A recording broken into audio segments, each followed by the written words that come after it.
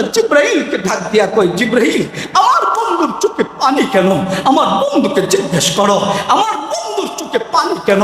আমার বন্ধুর চোখের পানি আমি মালিকের কুদরতি অন্তরে সহ্য করতে পারি না। আল্লাহ পয়গম্বরের কাছে হযরত জিব্রাইল দুই রঙের দুইটা কাপড় নিয়ে আসলেন, একটা হলো লাল, আরেকটা হলো নীল রঙের কাপড়।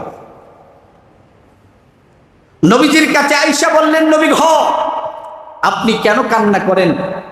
হাসান হুসাইন রাদিয়াল্লাহু তাআলা আনহুমার কথা নবী বলেন চোখের পানি ফেলায়া, জিব্রাইল রে আমার দুই নাতি আমার কাছে আসছে, আমি যেন তাদেরকে আগামী দিন ঈদের দিন যেন তারা নামাজ পড়তে যায়, তাদেরকে আমি যেন নতুন কাপড় কিনা দিই।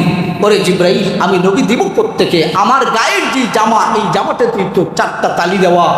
আল্লাহ নবী গো টেনশন করেন না, আল্লাহ পাক রব্বুল আলামিন 2টা জামা জান্নাত থেকে আপনার 2 নাতির জন্য পাঠিয়ে দিয়েছে। আল্লাহর পয়গম্বর নবী রাহমাতুল লিল আলামিন নবীজি আমার 2টা জামা নবীজির সামনে নিয়ে বললেন, হাসান হুসাইন রে তোদের করে হাসান হুসাইন ভাগ্য কই লাগেছে, ভাগ্য কই লাগেছে। এ হাসান আর হুসাইন আমি নবীর কাছে আয়া, তোরা বলো বলো কে কোন কাপড়টা নিবা, কোন জামাটাকে পছন্দ করে নিবা। হযরতে হাসান রাদিয়াল্লাহু তাআলা আনহু নীল জামাটা পছন্দ করে নিলে, হযরতে হুসাইন রাদিয়াল্লাহু তাআলা আনহু এই 2 জামার ভিতরে লাল জামাটা পছন্দ করে নিলে। হযরতে জিব্রাইল ডাক দিয়া বলে, নবী গো এর ভিতরে একটা সংজ্ঞা আছে গো নবীজি, একটা ব্যাখ্যা বিশ্লেষণ আছে। আল্লাহর পয়গম্বর নবীজি বুঝতে পেরেছেন কি ঘটনা ঘটবে। আল্লাহর পয়গম্বর নবীজি রাহমাতুল লিল আলামিন নীল জামার ব্যাপারে যখন সময় নবীজি ভাবতে লাগলেন, আল্লাহ নবীজি বুঝতে পারছেন ঠিকই, কিন্তু আমার নবীজি এই কথাটা বলেন নাই। আল্লাহর পয়গম্বরের আদরের নাতি হাসান রাদিয়াল্লাহু তাআলা আনহুকে বিষ পান করায় দুনিয়া থেকে বিদায় করে শহীদ করে দেওয়া হয়েছিল। হযরত হুসাইন রাদিয়াল্লাহু তাআলা আনহুকে কারবালার প্রান্তরে আল্লাহর পয়গম্বরের আদরের নাতি হযরত হুসাইন রাদিয়াল্লাহু তাআলা আনহুকে রক্তাক্ত করে মাথা আলাদা করে দিয়ে শহীদ করা হয়েছিল।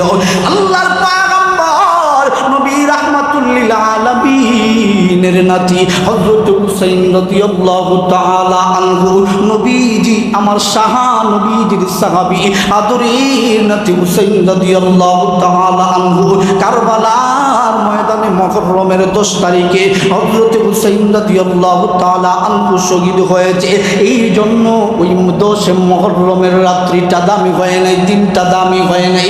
এই দিনটা আগেও দামি ছিল, কিন্তু ওই দিনের ভিতরে হযরত হুসাইন রাদিয়াল্লাহু তাআলা আনহু শহীদ হওয়ার কারণে হুসাইন রাদিয়াল্লাহু তাআলা আনহুর সম্মান আরো বৃদ্ধি করে দিয়েছেন মহান আল্লাহ।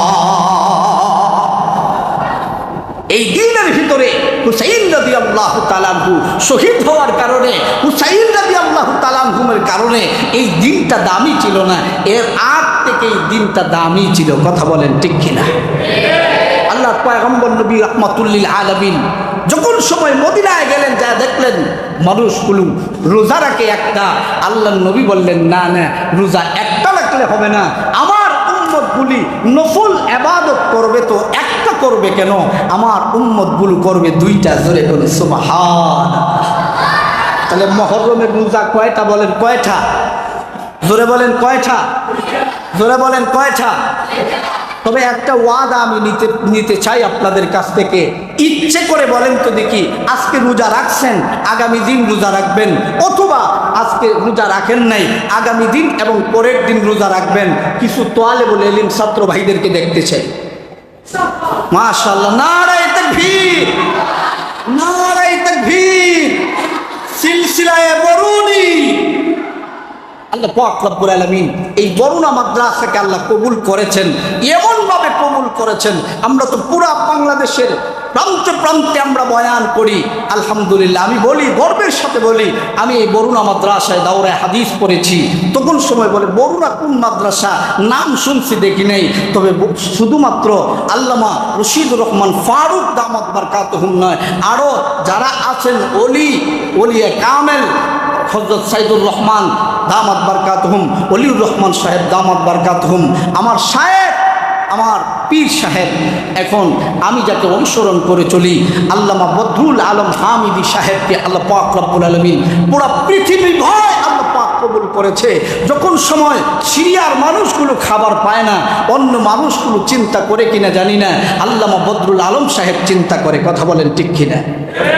শুধু তাই না, যখন সময় বন্যার পানিতে মানুষগুলো ভেসে যায়, তখন আল্লামা বদরুল আলম হামিদি সাহেব আর লন্ডনে বসে থাকে না, এই দেশে আইসা মানুষগুলোর ধারে ধারে ত্রাণ নিয়া, আমরাও একদিন ছিলাম হুজুরের সাথে, ত্রাণ নিয়া মানুষের ধারে ধারে হাঁটে যে কাল লাগবে বলো।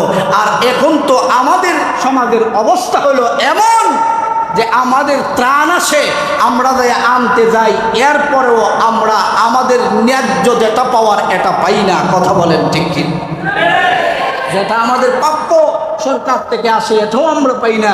অথচ আলহামদুলিল্লাহ আল্লামা বদরুল আলম হামিদি সাহেব নিজের কষ্টে উপার্জিত টাকার থেকে মানুষ যতটুকু দেয় তো দেয় আলহামদুলিল্লাহ। তবে আল্লাহ পাক রব্বুল আলামিন 10 মুহররমের এই যত ফজিলত আছে আল্লাহ পাক রব্বুল আলামিন দিয়া আমাদের জীবনকে ধন্য করে দিক। বলেন আমিন, সবাই বলেন আমিন। আল্লাহ পাক রব্বুল আলামিন আজকের আয়োজনকে কবুল করুন, আমিন। ওয়া আখিরু দাওয়ানা আনিল হামদুলিল্লাহি রাব্বিল আলামিন।